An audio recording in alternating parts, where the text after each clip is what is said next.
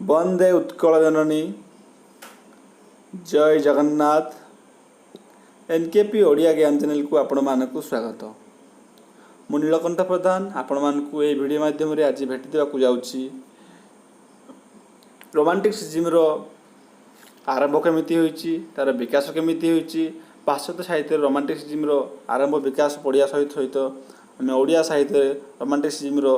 आरंभ केमिति होइछि, तार विकास केमिति होइछि से संबंध में आलोचना करेंगे आम उत्कल विश्वविद्यालय प्रोफेसर डॉक्टर संतोष कुमार त्रिपाठी। आम आज से त्रिपाठी महोदय आलोचना को शुणा पाइबा। चलतु एनकेपी ओडिया ज्ञान चैनल माध्यम आपण मैंने आज उत्कल विश्वविद्यालय पीजी स्टूडेंट मान को पढ़ा जाउथिबा रोमांटिसिज्म रो आरंभ एवं तार क्रम विकास केमिति होइछि एवं ओडिया साहित्य रे रोमांटिसिज्म रो प्रभाव केमिति पड़छि, आधुनिक ओडिया काव्य कविता रोमांटिसिज्म केमिति आमे पाउछे से संबंध में आलोचना।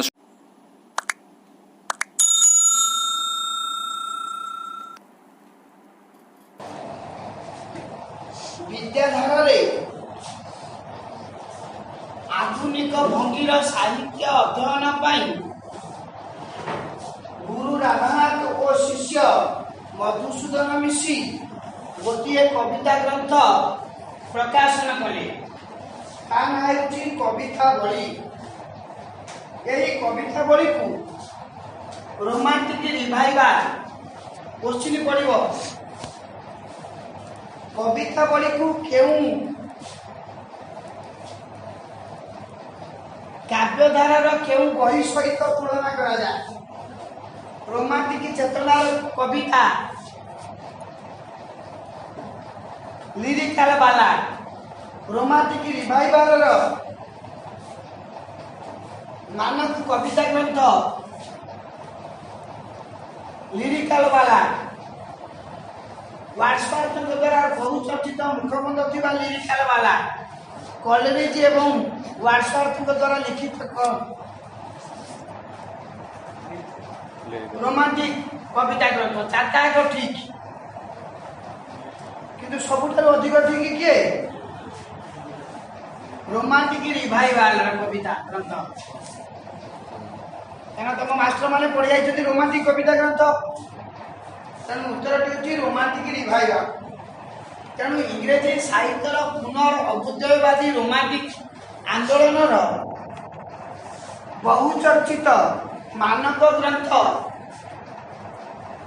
कॉलेज एवं वार्षवर्थ द्वारा जुग्म भाव में संपादित संकलित लिरिकल बालार सहित राधानाथ और मधुसूदन कविता ग्रंथटी को तुलना करा जाए। लिरिकल बालार जेमिति पाश्चात्य इंग्रेजी साहित्य रे नैतिक पौराणिक आध्यात्मिक आदर्शवादी परंपरा को भांगी देई कल्पना प्रवण भाव प्रवण आवेग प्रवण इंद्रियनिष्ठ व्यक्तिनिष्ठ प्रेम सौंदर्य रहस्य और विस्मय को नहीं एक निच्छक इंद्रिय संवेदी रोमांटिक चेतनार विकास साधित करथिला 1778 मसीह अनुरूप भाव में तार 100 वर्ष पर ओडिया साहित्य रे कविता बली 1878 मसीह ओडिया साहित्य को सौंदर्य प्रकृति और रहस्य ये तीनोटी दिग को नहीं आधुनिक ओडिया कविता को जन्म देला। तेणु आधुनिक ओडिया कवितार प्रथम आभिमुख्य होउछि रोमांटिक रहस्यवाद, रोमांटिक सौंदर्यवृत्ति और रोमांटिक प्रकृति चित्रण। ये तीनोटी को नहीं मध्ययुगीय साहित्य को परिहार करी आधुनिक ओडिया साहित्य विकास घटिला। तेणु आधुनिक ओडिया साहित्य रेनेसांस काल में मानवतावाद, सामाजिक दायबद्धता, सामाजिक चित्रण प्रतिफलन उपरे जेतिकी गुरुत्व देई नथिला, आदौ तो गुरुत्व देई नथिला, अधिक परिमाण रे जहाँ को पाश्चात्य जगत रे 100 ରୁ 300 ବର୍ଷ ତଳେ ପରିହାର କରିଥିଲେ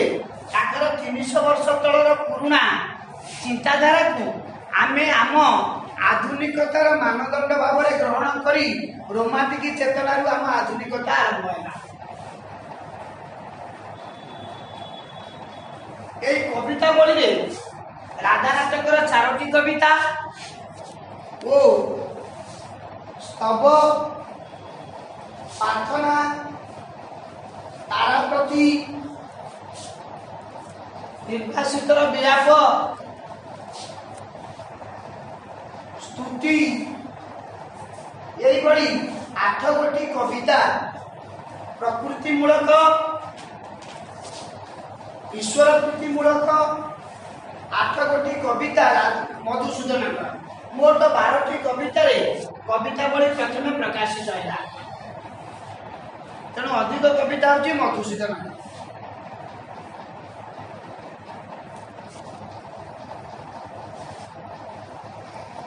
कवितावली ठीक पर कवितावली थिला गीति कविता एवं कवितावली अधिकांश कविता इंग्रेजी लिरिकल पोएम। पाश्चात्य जगतर कवि काउकुट, अलेक्जेंडर सेल्किक,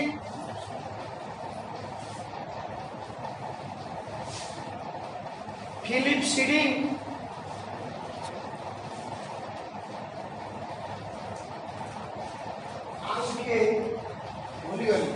এইভাবে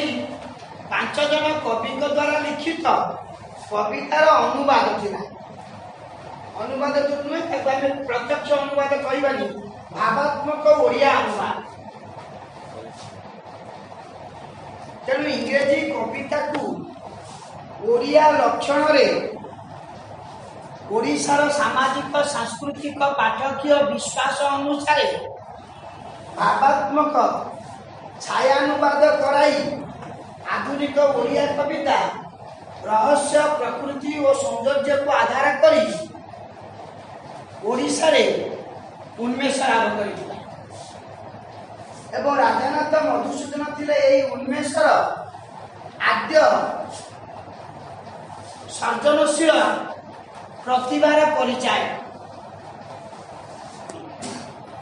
1885 मसीह राधानाथ ओडिया कविता को आउ गोटे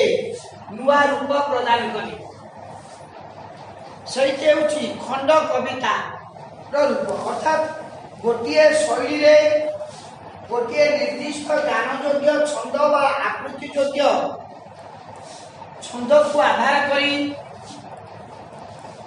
नाति दीर्घ, अति दीर्घ नुहे कि अति कम नुहे, नाति दीर्घ परिसर भितर गोटे प्रेम और रोमांचकर कहानी को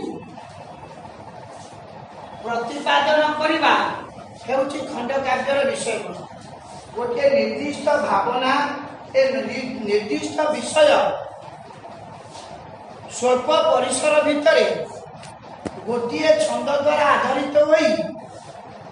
कविर व्यक्तिगत जीवन दर्शन को केंद्र में रखी जेतेबेले प्रकाश पाए ताकू खंडकाव्य कहुए। यही खंडकाव्य मध्ययुगीय काव्य ठारू अलग थिला।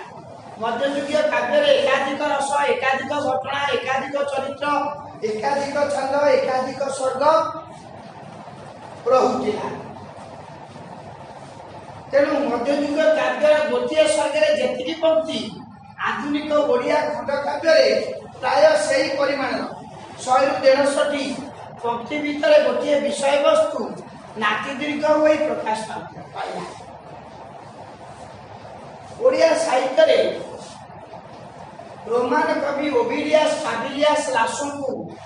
अनुसरण करी ओविडियस फाबिलियस लासो को अनुसरण करी राधानाथ मात्राधिक संस्कृत शब्द और ताकू खाप खाइला भली से संस्कृत शब्द को बहन करनेला भली से संस्कृत शब्द सहित छांदसिक श्रुति माधुर्य संपर्क रखी ରଖିଥିଲା ଭଳି କଥିତ ଓଡ଼ିଆ ଶବ୍ଦକୁ ମିଶାଇ ରାଧାନାଥ ଏକ ମର୍ଯ୍ୟାଦାବନ୍ତ କଳ୍ପନା, ଆବେଗ, ଭାବପ୍ରବଣତା, ଶ୍ରୁତି ମାଧୁର୍ଯ୍ୟର ସମନ୍ୱୟରେ ଆଧୁନିକ ଓଡ଼ିଆ ପଦ୍ୟ ସାହିତ୍ୟକୁ ଗୋଟିଏ ଶୈଳୀ ପ୍ରଦାନ କଲେ। ଏଥିସହିତ ରାଧାନାଥ ଦରବାର ବେଳକୁ ଆସିଲା ବେଳକୁ, ମହାଯାତ୍ରା ବେଳକୁ ଆସିଲା ବେଳକୁ ତାଙ୍କ ଏଇ ରୋମାଣ୍ଟିକ କଳ୍ପନା ମିଶ୍ରିତ ଆବେଗିକ ଶୈଳୀଟିକୁ ସେ ବଦଳେଇ ଦେଇଛନ୍ତି। କବିତାରେ ଦର୍ଶନ, ମନସ୍ତତ୍ତ୍ୱ ଫିଲୋସଫିକାଲ ପଏଣ୍ଟ, ଜଗତ ଜୀବନ ସମ୍ପର୍କିତ ଦର୍ଶନ ପାଠକର ମନକୁ ଉଚ୍ଚାଟିତ କଲା ଭଳି ମନସ୍ତାତ୍ତ୍ୱିକ ଦୃଷ୍ଟିଭଙ୍ଗୀକୁ ମିଶାଇ ଦେଇ ବିଦ୍ରୂପ ସାମାଜିକ ସ୍ତରରେ ଆତ୍ମ ଅହଙ୍କାର ପ୍ରକାଶ କରୁଥିବା ମଣିଷମାନଙ୍କର ଦାମ୍ଭିକତାକୁ ପରିହାସ କରିବା ପାଇଁ ସେ ସାଟାୟାର ବା ବିଦ୍ରୂପାତ୍ମକ ଶୈଳୀକୁ ଅନୁସରଣ କଲେ। ମହାଯାତ୍ରାରେ ୱାଲ୍ଟ ହ୍ୱିଟମ୍ୟାନଙ୍କ ଦ୍ୱାରା ପରିଚାଳିତ ଅମିତ୍ରାକ୍ଷରୀ ଛନ୍ଦ ଓ ଗଦ୍ୟ ଛନ୍ଦକୁ ସେ ସ୍ୱୀକାର କରିନେଲେ ଏବଂ ଓଡ଼ିଆ ସାହିତ୍ୟ ପାରମ୍ପରିକ ସମଛନ୍ଦ ବା ଜ୍ୟୋତିପାତ ଦ୍ୱାରା ଗାନ ଯୋଗ୍ୟ ଛନ୍ଦକୁ ପରିହାର କରି ଆବୃତ୍ତି ଯୋଗ୍ୟ ଅମିତ୍ରାକ୍ଷରୀ ଛନ୍ଦ ଦ୍ୱାରା ଭାବକୁ ପ୍ରକାଶ କରିବାରେ ସମର୍ଥ ହେଲା। ରାଧାନାଥଙ୍କର କାବ୍ୟ ଧାରା, ପଦ୍ୟ ଧାରା, କାବ୍ୟ ଧାରା ଲେଖିବୁ। ରାଧାନାଥଙ୍କର ପଦ୍ୟ ମାନସ ବା ପଦ୍ୟ ଧାରାକୁ ଯଦି ଆମେ ଲକ୍ଷ୍ୟ କରିବା, ସେ ତିନୋଟି ସ୍ତରରେ ଗତି କରିଛି। ଯଦିଓ ରାଧାନାଥଙ୍କ ସମ୍ପର୍କରେ ଉପେନ୍ଦ୍ର ଭଞ୍ଜକୁ ଅସ୍ୱୀକାର କରୁଥିବାରୁ ତାଙ୍କ ନାଁରେ ବିଜାତୀୟତା, ବିଦେଶୀ ପ୍ରେମ କାହାଣୀକୁ ଆଣି ଓଡ଼ିଶାର ଭୂଗୋଳ ଇତିହାସ ସହିତ ମିଥ୍ୟା କଳ୍ପନାରେ ଯୋଡ଼ି ଦେଇଥିବାରୁ ତାକୁ ଜଣେ ବିଜାତୀୟ କବିର ସମକାଳରେ ନିନ୍ଦା ଓ ଅପମାନିତ ପ୍ରଦର୍ଶନ କରାଯାଇଛି। ତଥାପି ରାଧାନାଥ ହେଉଛନ୍ତି ସାରଳା ଦାସଙ୍କ ଠାରୁ ଏଯାବତ ନିରବଚ୍ଛିନ୍ନ ପ୍ରକ୍ରିୟାରେ ପ୍ରବହମାନ ଓଡ଼ିଆ ସାହିତ୍ୟର ସର୍ବଶ୍ରେଷ୍ଠ କଳାତ୍ମକ ପଦ୍ୟଟା। କବିତାକୁ କଳ୍ପନା, ବାସ୍ତବତା, ଦର୍ଶନ, ମନସ୍ତତ୍ତ୍ୱ, ଐତିହ୍ୟ, ଲୋକାଚାର, ସାମାଜିକ ବିଶ୍ୱାସ, ଲୋକଚଳଣୀ এই 6ଟି ଦିଗରୁ ସଂଯୁକ୍ତ କରି ତାକୁ ଦୃଷ୍ଟାନ୍ତ ଧର୍ମୀ ଇଲୁଷ୍ଟ୍ରେଟିଭନେସ୍ ଦୃଷ୍ଟାନ୍ତ ଧର୍ମୀ କରିଦେବା ଯଦି ଭଲ କବିତାର ଲକ୍ଷଣ ହୁଏ, ତାହେଲେ ବୋଧେ ଓଡ଼ିଆ ସାହିତ୍ୟରେ ରାଧାନାଥ ଏହି ଲକ୍ଷଣ ଦୃଷ୍ଟିରୁ ସର୍ବଶ୍ରେଷ୍ଠ କବି। ଯଦିଓ ଆମେ ତାକୁ ବିଜାତୀୟ କବି କହିଛୁ। ନିଜ ସମକାଳରେ ରାଧାନାଥ 2ଟି ଦିଗରୁ ଈର୍ଷା ଓ ସମାଲୋଚନାର ସମ୍ମୁଖୀନ ହୋଇଥିଲେ। ମନେ ରଖ, ରାଧାନାଥ ମିଛ କୁହନ୍ତି ନାହିଁ। ସ୍ପଷ୍ଟବାଦୀ, ନିର୍ଭୀକ, କିନ୍ତୁ ବଡ଼ ପାଟିରେ ମୋ ଭଳିଆ କହୁନଥିଲେ। ଅତି ନରମ କଣ୍ଠରେ ସେ ସତ୍ୟକୁ ପ୍ରକାଶ କରିଦେଉଥିଲେ। ଯଦି ତାଙ୍କ ସତ୍ୟକୁ କେହି ଗ୍ରହଣ କରୁନଥିଲେ, ସେ ଚୁପଚାପ ସ୍ଥାନ ତ୍ୟାଗ କରୁଥିଲେ। ସେ ମଣିଷକୁ ସେ ସ୍ଥାନକୁ ତ୍ୟାଗ କରିଦେଇ ସେ ନୀରବରେ ପଳେଇ ଯାଉଥିଲେ। ଭାରି ଜିଦ୍ଖୋର ଲୋକ ଥିଲା, କିନ୍ତୁ ବଡ଼ ପାଟି କରିକି ତା ମା ଭଣକି ବି ଶୁଣୁନଥିଲେ। ଭାରି ମାର୍ଜିତ, ସଂଯତ, ସ୍ଥିତପ୍ରଜ୍ଞ, ବିଚାରବନ୍ତ, ସତ୍ୟନିଷ୍ଠ, ଆତ୍ମିକ, ଅନ୍ତରୀଣ ସୌନ୍ଦର୍ଯ୍ୟ ପ୍ରତି ଆକୃଷ୍ଟ। ତେଣୁ ଏକ ସୌନ୍ଦର୍ଯ୍ୟ ପ୍ରାଣ, ପ୍ରକୃତି ସହିତ ଆତ୍ମନିର୍ଣ୍ଣ, ଐତିହ୍ୟ ସହିତ ଜଡ଼ିତ ଲେଖକୀୟତା ଥିଲା ରାଧାନାଥଙ୍କର ବିଶେଷତ୍ୱ। ନିନ୍ଦା विदेशी विषय वस्तु को आहरण करी ओडिशार इतिहास पुराण रे ताकू जोड़ी ओडिशार इतिहास पुराण रे कथनी को विकृत करितिबार अपनिंदा पाइथिले मध्य राधानाथ हेउचंदी ओडिया साहित्य रे भाव और शैली दृष्टि नूतनत्व आनिथिबा एकमात्र प्रेरणा पुरुष एकमात्र प्रेरणा प्रदानकारी सामर्थ्य रखी कवि प्रतिभा जो सत्यवादी जुगर कवि माने विद्वान माने चिंतानायक माने राधानाथ को विजातीय प्रेमर अश्लील इंद्रिय संवेदी कामुक प्रेमर चित्रकर बोली निंदा करथिले सेही सत्यवादी जुगर लेखक माने परवर्ती काल शैली रे राधानाथ को अनुसरण करथिले एवं निजे पंडित नीलकंठ दास 1803 मसीह उत्कल साहित्यर गोटे प्रबंध लिखिथिले जे ओडिया साहित्य रे राधानाथ हेउछंती आधुनिक जुगर जुग स्रष्टा तेणु देख केमिति परस्पर विरोधी विषय राधानाथ को आधुनिक ओडिया साहित्यर जुग पुरुष जुग स्रष्टा भाव में जितेबाला पंडित नीलकंठ दास स्वीकार करुछंती सेतिकी बेले सेही सत्यवादी साधक माने नीलकंठ गोपबंधु प्रमुख ताकू धड़िया पंडित मन्य कही विजातीय परदेशर विशृंखलित प्रेम को ओडिशार आदर्श नैतिक पुराण इतिहास सहित जोड़ी निंदा करते तार सत्य कौन कहीं घटना राधानाथ कवित्व विषय वस्तुर उपस्थापना चातुरी एवं तांकर विदेशी विषय वस्तु जितेबाला ओडिशार पानी पवन में आरोपित होते राधानाथ अति चतुरतार सहित ओडिशार इतिहास पुराण स्थान काल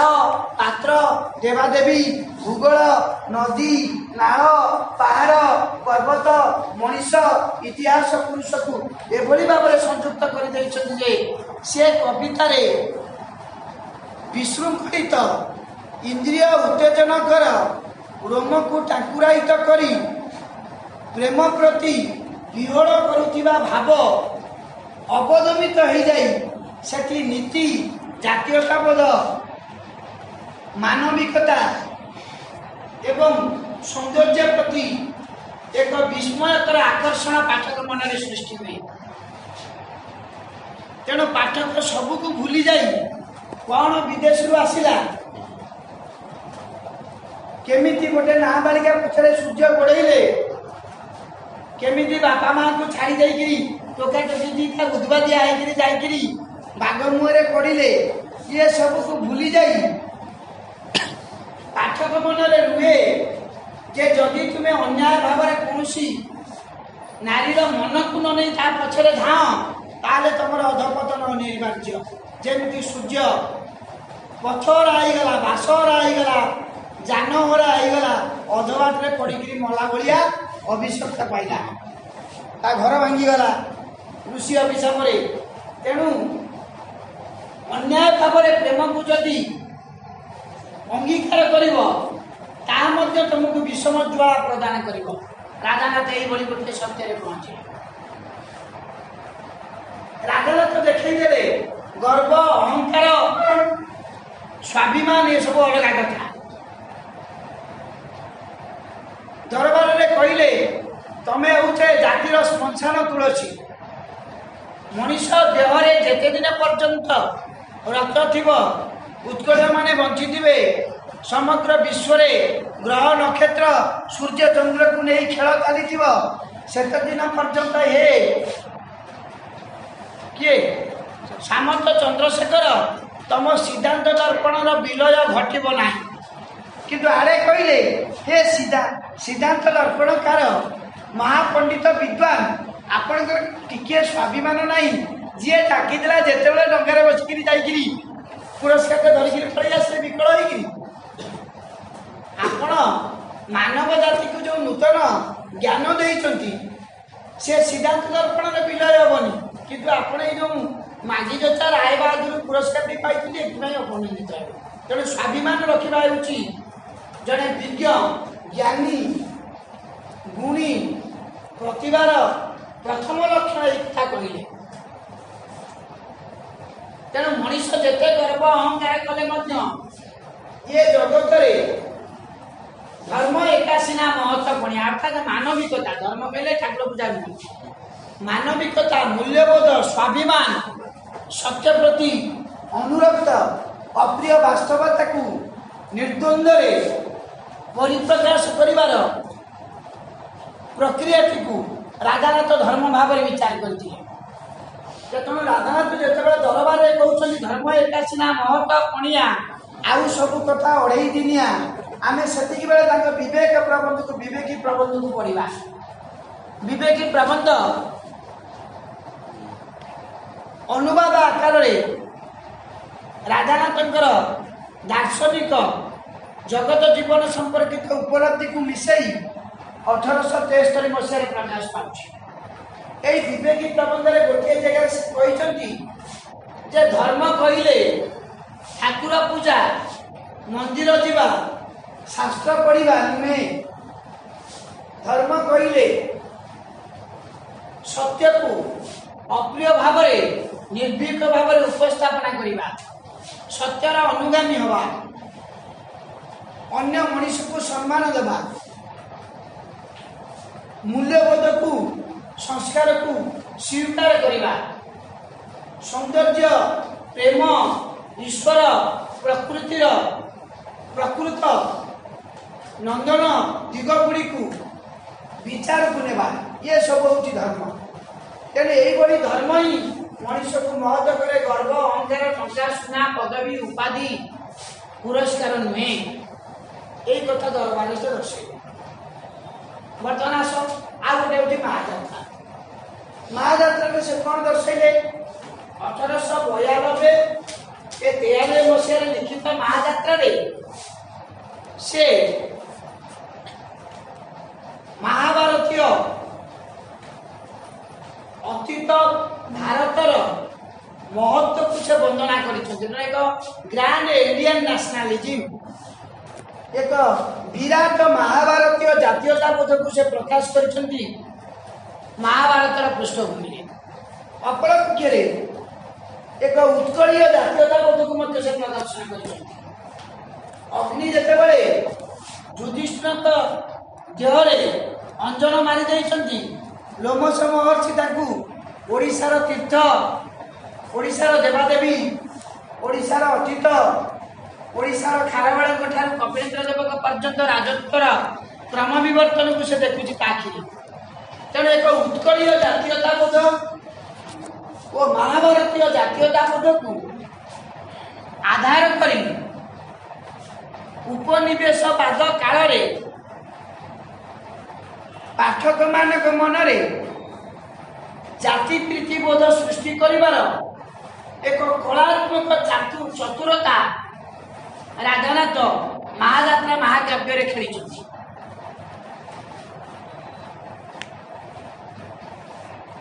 किंतु तेणु जातीयताबोध सामाजिक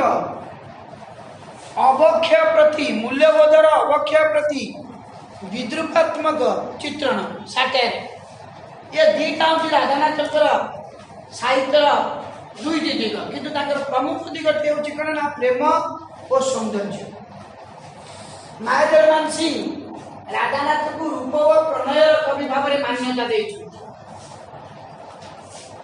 दाशरथी दास प्रेम और सौंदर्य कवि भाव में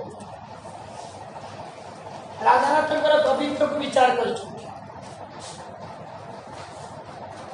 डॉक्टर नटवर सामंतराय राधानाथन को सौंदर्य अवगाही प्रकृति आत्मनिर्णय कवि प्रतिभा भाव में निर्णय कर जुग संस्था राधानाथ देवेंद्र महांती ରାଧାନାଥଙ୍କ କବିତ୍ୱର ଜାତୀୟତାବାଦ, ପୌରାଣିକତା, ଐତିହାସିକତା, ଉତ୍କଳୀୟ ଭୂଗୋଳ ପ୍ରୀତି, ମହାଭାରତୀୟ ଦୃଷ୍ଟିଭଙ୍ଗୀ ଊର୍ଦ୍ଧ୍ୱରେ ପ୍ରେମର ଅପାର୍ଥିବ ଶାଶ୍ୱତ ଦିଗଗୁଡ଼ିକ ପ୍ରତି ଏକ କୋମଳ ନାନ୍ଦନିକ ଦୃଷ୍ଟିଭଙ୍ଗୀ ସମନ୍ୱିତ ହୋଇ ରହିଥିବା କବି ପ୍ରତିଭା ଭାବରେ ସେ ରାଧାନାଥଙ୍କୁ ସମ୍ମାନ ଦେଇଛନ୍ତି। ତେଣୁ ସେ ରାଧାନାଥଙ୍କୁ କିଟ୍ସ, ସେଲି, ବାଇରନ୍, ସ୍କଟ୍ ଓ ୱାର୍ଡସୱାର୍ଥ ପାଶ୍ଚାତ୍ୟ ଜଗତର ଏହି ପଞ୍ଚ ରୋମାଣ୍ଟିକ କବି। ସେଲି ବ୍ୟକ୍ତିବାଦୀ ସ୍ୱାଭିମାନର ବୈପ୍ଳବିକତାକୁ ରୋମାଣ୍ଟିକ କବିତାର ବିଶେଷତ୍ୱ ବୋଲି ଧରୁଥିଲେ। ପ୍ରତ୍ୟେକ କବି ରୋମାଣ୍ଟିକ ହେଇପାରିବେନି। ଯେଉଁ କବି ନିଜ ବ୍ୟକ୍ତିଗତ ଭାବରେ ସେ ପ୍ରେମକୁ, ସୌନ୍ଦର୍ଯ୍ୟକୁ ବିପ୍ଳବ ବୈପ୍ଳବିକ ଦୃଷ୍ଟିକୋଣରୁ ବିଚାର କରୁଥିବ, ସେ ହିଁ ରୋମାଣ୍ଟିକ କବି ହେବ। ଜନ୍ କିଟ୍ସ କହିଥିଲେ ତାଙ୍କ ଦୃଷ୍ଟିଭଙ୍ଗୀ ଥିଲା ପୃଥିବୀରେ ସାଧାରଣ ଅସାଧାରଣ, ଛୋଟ ବଡ଼, ସାମାନ୍ୟ ଅସାମାନ୍ୟ, କୁଶ୍ଚିତ ଅପରୂପ ବୋଲି କୌଣସି ପ୍ରଭେଦ ନାହିଁ। ପ୍ରତ୍ୟେକ ଭିତରେ କିଛି ନା କିଛି ଅପୂର୍ବ ସୌନ୍ଦର୍ଯ୍ୟର ଉପାଦାନ ଭରି ରହିଛି। ରୋମାଣ୍ଟିକ ମଣିଷ, ଯେଉଁ ବ୍ୟକ୍ତି ମଣିଷଟି ହୃଦୟରେ ସୌନ୍ଦର୍ଯ୍ୟକୁ ଦେଖିପାରେ, ସୌନ୍ଦର୍ଯ୍ୟକୁ ଗ୍ରହଣ କରିପାରେ, ସୌନ୍ଦର୍ଯ୍ୟର ବନ୍ଦନା କରିପାରେ, ସୌନ୍ଦର୍ଯ୍ୟକୁ ମାନ୍ୟତା ଦେଇପାରେ, ସେଇଭଳି ବ୍ୟକ୍ତି ପୃଥିବୀର ଯେକୌଣସି ବସ୍ତୁ ଭିତରେ ଭଲ ମନ୍ଦ, ସନା ଅସନା, ସାଧାରଣ ଅସାଧାରଣ, କୁଶ୍ଚିତ ଅପରୂପ ଊର୍ଦ୍ଧ୍ୱରେ ସେ ଅସାଧାରଣ ସୌନ୍ଦର୍ଯ୍ୟକୁ ଦେଖିପାରିଥାଏ। ତେଣୁ ପ୍ରତ୍ୟେକ ଭିତରେ କିଛି ନା କିଛି ନାନ୍ଦନିକ ଉପଲବ୍ଧିକୁ ଅନୁଭବ କରିବା ହେଉଛି କିଟ୍ସଙ୍କର କବିତ୍ୱର ବିଶେଷତ୍ୱ। ଏଇଠିକି ମଧ୍ୟ ରାଧାନାଥ ଗ୍ରହଣ କରୁଥିଲେ। ବାଇରନ୍ ସଦାସର୍ବଦା ପ୍ରେମର ମହିମା ଗାନ କରୁଥିଲେ। ସେ କହୁଥିଲେ ପ୍ରେମ ଦେହରେ ନାହିଁ, ନାକରେ, ଆଖିରେ, ବକ୍ଷରେ, ହାତରେ, ଗୋଡ଼ରେ, କଳା ଗୋଡ଼ା ଚମରେ, ଛୋଟ ଦୀର୍ଘ କେଶରେ ନାହିଁ, ଡେଙ୍ଗା ଚଉଡ଼ା ଗେଡ଼ା ଗେଡ଼ି ଏଥିରେ ପ୍ରେମ ନାହିଁ, ଶାରୀରିକ ସ୍ତରରେ ପ୍ରେମ ନାହିଁ। ପ୍ରେମ ଏକ ମାନସିକ ବ୍ୟାପାର। ପ୍ରେମକୁ ସମ୍ମାନ ଦେବା, ପ୍ରେମକୁ ମାନ୍ୟତା ଦେବା, ପ୍ରେମକୁ ବିଶ୍ୱାସ କରିବା ଏବଂ ପ୍ରେମକୁ ମର୍ଯ୍ୟାଦା ଭାବରେ ପାଳନ କରିବା ହେଉଛି ପ୍ରେମର ସବୁଠାରୁ ବିଶେଷତ୍ୱ। ଏବଂ ଏହାକୁ ସେ କହୁଥିଲେ ହେଭେନଲି ଆଟିଚ୍ୟୁଡ୍ ଅଫ୍ ଏ ହ୍ୟୁମାନ୍ ବିଇଂ। ମଣିଷର ସହଜାତ ଆଦିମ ଇନ୍ଦ୍ରିୟ ସମ୍ବେଦୀ କ୍ରିୟା ପ୍ରତିକ୍ରିୟା ଭିତରେ ସେଇ ମଣିଷ ହେଉଛି ପ୍ରେମୀ ମଣିଷ, ସେଇ ମଣିଷ ହେଉଛି ବିଶ୍ୱପ୍ରେମିକ, ସେଇ ମଣିଷ ହେଉଛି ଇନ୍ଦ୍ରିୟ ସମ୍ବେଦୀ ପ୍ରେମିକ, ଯିଏ ପ୍ରେମକୁ ମାନ୍ୟତା ଦିଏ, ସମ୍ମାନ ଦିଏ, ମର୍ଯ୍ୟାଦା କରେ। ତେଣୁ ରାଧାନାଥ କୋଉଠି ବିଶୃଙ୍ଖଳିତ ପ୍ରେମର ଆଚରଣ କରିନାହାନ୍ତି। ଯେଉଁଠି ପ୍ରେମ ବିଶୃଙ୍ଖଳାକୁ ସ୍ପର୍ଶ କରିଛି, ସେଠି ରାଧାନାଥଙ୍କର ନିଓ କ୍ଲାସିସିଜିମ୍, ନୈତିକତାବାଦୀ ରୋମାଣ୍ଟିକ ଦୃଷ୍ଟିଭଙ୍ଗୀ, ସିଏ ସେଇ ଇନ୍ଦ୍ରିୟ ସମ୍ବେଦୀ ଭୋଗ ସର୍ବସ୍ୱ, ଲାଳସା ବାସନା ଜର୍ଜରିତ କାମବୋଧର ପ୍ରେମ ସତ୍ତାକୁ ନିନ୍ଦା କରିଛନ୍ତି, ଅପମାନିତ କରିଛନ୍ତି, ଦଣ୍ଡ ଦେଇଛନ୍ତି, ନୈତିକ ମୂଲ୍ୟବୋଧ ଦୃଷ୍ଟିରୁ ତାର ସ୍ଖଳନକୁ କ'ଣ ଘୃଣା ବି କରିଛନ୍ତି। ତେଣୁ ଯେତେବେଳେ ପାର୍ବତୀ କାବ୍ୟରେ ପିତା କ'ଣ କନ୍ୟା ପ୍ରତି ଏକ କାମ ପିପାସା ପୋଷଣ କରିଛି, ସେତେବେଳେ ନୀତିବାଦୀ ରୋମାଣ୍ଟିକ କବି ରାଧାନାଥ କମ୍ ବିପ୍ଳବ କରିନାହାନ୍ତି। ତେଣୁ ଯେଉଁମାନେ କହନ୍ତି ପିତା ଏବଂ କନ୍ୟାର ପ୍ରେମ ପ୍ରଦର୍ଶନ କରି ରାଧାନାଥ ବିଶୃଙ୍ଖଳିତ କବି ସୁଲଭ ପ୍ରତିଭାପଣର ପରିଚୟ ଦେଇଛନ୍ତି, ସେଇମାନେ ଯେତେବେଳେ ସେହି କାବ୍ୟର शेष अंश आड़क चलीजे सेठी देखिए जन जन नैतिक लेखनी रूपक खड्ग धरी काम पिपाशारे जर्जरित मनीषर अविवेकी सत्ता को राधानाथ केमिति आघात करिसंती हत्या करिसंती एवं राधानाथ से काव्य को पढ़िले आउ एभली अपदृष्टि कौन मनीष केबे करिब निजे पत्नी स्वामी को मारी निज मथार सिंदूर पोछि दउछि निजर चाकर माइचिया किंकर मंदिर ऊपर को जेतेबेले जाउछि किए से पंचुकी सेतेबेले सी राजा को अपनिंदा करुछि राजा को उपदेश दउछि जेतेबेले तमर तलिया लोकटी तुमको उपदेश दब एवं तमे 1050 लोक पाखे मुंडपति शोथब से जान तुम मरी जा तुम मरण थे घटनी 100 बार घटी अति दुखदायक मरण तुम्हें पाई तेणु कंचुकी जो राजा को उपदेश दौची कहीं रही ना ये भवरंग भूमि तल समस्त अभिनय सारी जीवे किंतु कहीं सुवर्ण मुकुट बांधिकी ना दाम्भिक माने भावती आम समस्त को डोरिकी निज हाथ मुंडार रखीचु कि महाकाल तंकर मूल्यांकन करे ये सब कथा जितेबले गंगादेव को से शुणाऊँ सतरे जमी गंगादेवर भोग विलास बासनार मन हृदय खंड खंड भांगी जाऊँचे गोटे गोटे जाबड़ा माड़ जमी ठाकुर करुँच गोटे विराट आघात पड़ी अपमान आघात चंद्रभागे सूर्यंकर मंदिर जो भांगी पड़ुची एवं सतीत्व रक्षा करी समुद्र को माँ भली अनुभव करी चंद्रभागा से आत्मविसर्जन करुची सेतबेले भोग पिपासु मनीषर नारी उपभोग विलास मनर अविवेकी पणिया प्रति शक्त चाबुक प्रहार कर कोमल प्रहार फकीरमोहन दबार समर्थ भी ना फकीरमोहन पृष्ठा पृष्ठा धरी हास्य कौतुक व्यंजना बल जो नैतिक मूल्यबोध प्रतिष्ठा करने ओडिया साहित्य चेष्टा करते राधानाथ मात्र गोटे काव्य पंक्ति एभली भाव में प्रकाश कर जदि तुलनात्मक दृष्टि विचार करा जाए राधानाथकर लेखकीयता क्रिएटिवनेस लेखकीयता फकीरमोहन ठाकुर ऊर्ध्वे एक मानव दरदी संवेदनशील नैतिक मूल्यबोधर महाकविर प्रामाणिक स्वरूप व चित्र प्रदान करे तेणु राधानाथ प्रकृति को जीवंत रूप में चित्रण कले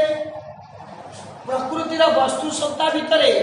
मानवीय गुण को परिप्रकाश कले साधारण असाधारण सौंदर्य प्रतिपादन कले सामान्य को असामान्य स्तर में पहुँचाइले पार्थिव कुश्चित रूप गुड़ी को अपार्थिव इंद्रियतर सार्वकालिक सौंदर्य चित्र रूप में आम पाखे उपस्थापना कले ए दृष्टि ओडिया साहित्य कल्पना आवेग प्रकृतिर मानवीय पर्सनिफिकेशन ऑफ नेचर प्रकृतिर मानवीय रूपायन ऐतिह्यवृत्ति अतीत को स्मरण करवा अतीतर गौरव को गान करी रोमांचित होगा प्रेम को जीवन एक सर्वश्रेष्ठ नांदनिक उपलब्धि आदर्श भाव में मानिबा वर्ण करवा प्रेम को जीवनर सबुठारु सौकर्य उपादान भाव में ग्रहण करवा ये सब दृष्टिकोण राधानाथंकर प्रेममूलक कहानी प्रधान खंडकाव्य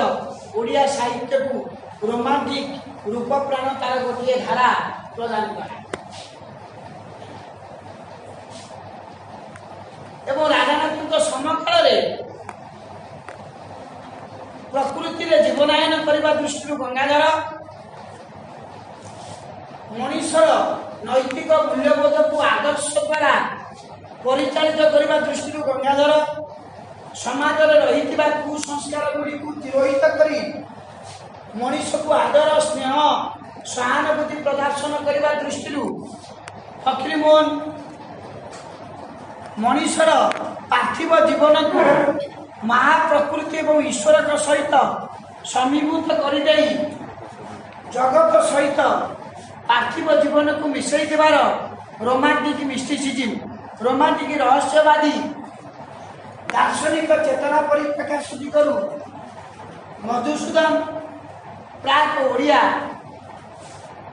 ଆଧୁନିକ ସାହିତ୍ୟର ପର୍ଯ୍ୟାୟରେ ଆମକୁ ଏକ ଆଧୁନିକ ରୋମାଣ୍ଟିକ ରହସ୍ୟବାଦୀ ଜାତୀୟତାବୋଧର ସାହିତ୍ୟ ଧାରା ପ୍ରଦାନ କରିଥିଲା। ଏହି କ୍ରମରେ ଆଧୁନିକ ରୋମାଣ୍ଟିକ ସାହିତ୍ୟ ଚିନ୍ତାଧାରା ଅତୀତର ସ୍ମୃତିଚାରଣ ସାଧାରଣ ବିଷୟକୁ କଳ୍ପନାର ଆଶ୍ରୟରେ